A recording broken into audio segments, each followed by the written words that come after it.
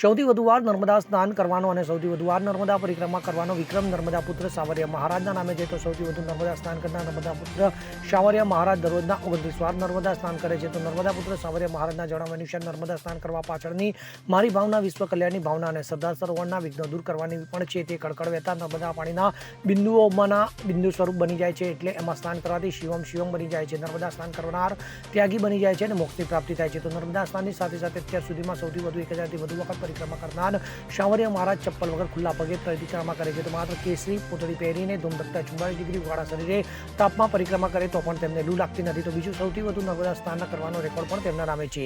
નર્મદા પરિક્રમા દરમિયાન તેઓ રોજના 29 સ્નાન કરે છે. તો આમ 31 દિવસની પરિક્રમા દરમિયાન 900 થી 1000 વખત નર્મદા સ્નાન કરે છે. એની કોઈ ગણતરી નથી હોતી અને તેમની સાથે બીજા 1000 લોકોને પણ નર્મદા સ્નાન કરાવે છે. તો એકમાત્ર નર્મદા નદી એવી છે કે જેના દર્શન માત્રથી પવિત્ર થવાય છે. જ્યારે નર્મદા સ્નાન કરવાથી મોક્ષની પ્રાપ્તિ થતી હોય તો લોકો અચૂક નર્મદા સ્નાન કરે છે. તો આ પરિક્રમા 3 કાર કરવાથી 3850 કિલોમીટર પગપાળા પરિક્રમા કરવાનું ફળ મળે છે અને 71 પેઢીને મોક્ષ મળે છે. તેથી હાલ ચૈત્ર માસમાં નર્મદા પરિક્રમા અને નર્મદા સ્નાનનું વિશેષ ધાર્મિક મહત્વ છે. તો નર્મદા પુરાણમાં નર્મદા સ્નાનનું અને નર્મદા પરિક્રમાનું વિશેષ ધાર્મિક મહત્વ છે. તો ગુજરાતમાં માંગરોળ ખાતે નર્મદા તટે એકમાત્ર ઉત્તરવાહિની આવેલી છે. ચૈત્ર માસમાં પંચકોશથી ઉત્તરવાહિની નર્મદાની પરિક્રમાની સાથે નર્મદા સ્નાનનું વિશેષ ધાર્મિક મહત્વ છે. નર્મદા સ્નાન કરવાથી એક તો વિશ્વ કલ્યાણની ભાવના નિમિત્તે હું કરું છું, બીજું કે સરદાર સરોવરના વિઘ્નો દૂર કરવા. દરરોજના કેટલા નર્મદા સ્નાન કરો? 29. અને નર્મદા સ્નાનનું શું ધાર્મિક મહત્વ છે? નર્મદા સ્નાન કરવાથી આ માં નર્મદા છે ને એ કેવી નદી છે, બધી ખડખડ કરતી વહે છે. જ્યારે આના બિંદુ ઓમના હોય છે. માનો કે સરદાર સરોવરનું પાણી ડેમમાંથી નીકળે તો ઓમના બિંદુ નીકળે છે. ઓમના બિંદુ આથી શિવમ શિવમ બની જવાય છે.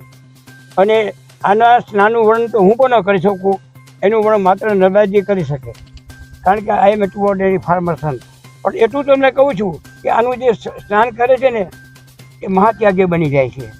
માનો કે સંસારી હોય ને તો પણ એને સાધુ જો વિચારે પતિને પણ બેન કહેતા અટકાય નહીં. હા, અને જેને ખરેખર શુદ્ધ બ્રહ્મચારી રહેવું હોય ને એને આના સ્નાન કર્યા હોય ને તો જ બાકી ક્લીન બોલ થઈ જાય. જ્યોતિ જગતાપ સાથે CN24 ન્યૂઝ, રાજપીપળા. હવે જુઓ દેશ દુનિયાની તમામ ખબરો તમારી આંગળીના ટેરવે. ઉઠાવો મોબાઈલ અને Google Play Store પરથી ડાઉનલોડ કરો અમારી CN24 ન્યૂઝ મોબાઈલ એપ.